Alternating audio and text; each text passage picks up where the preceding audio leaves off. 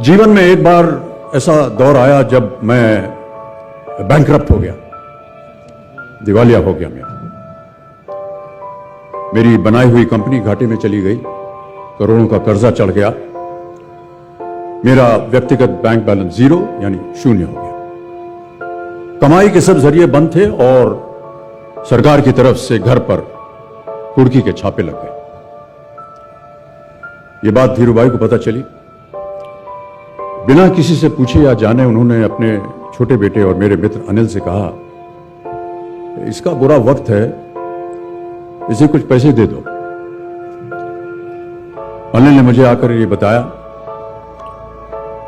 देखो सज्जनों, जितना वो देना चाह रहे थे उससे मेरी सारी दुविधा और परेशानियां खत्म हो जाती।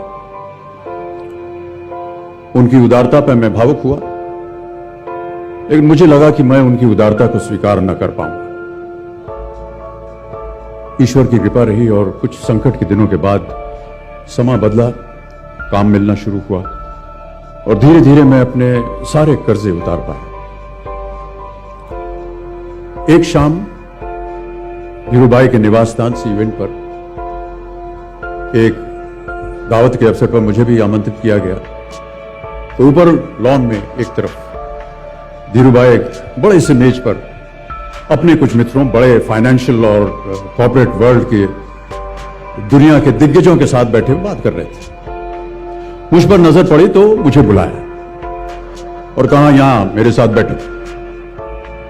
मुझे बड़ा अजीब लगा, मैंने क्षमा मांगी और कहा, मैं उधर अपने मित्रों के साथ बैठा हूं, वहीं ठीक हूं। उन्होंने जिद की और बैठा लिया मुझे। फिर अपनी उस दिग्गजों की महफिल में उन्होंने कहा, यह लड़का गिर गया था लेकिन अपने बल पर फिर खड़ा हो गया, मैं इसकी इज्जत करता हूं।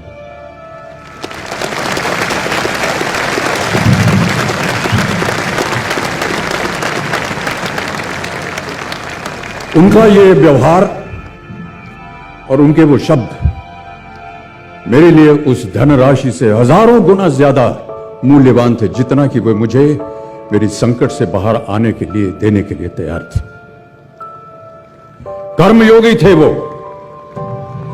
कहते थे, ईश्वर ने हमें दो मार्ग दिए हैं उन तक पहुंचने के लिए, एक भक्ति और ध्यान का और दूसरा कर्म और ज्ञान का।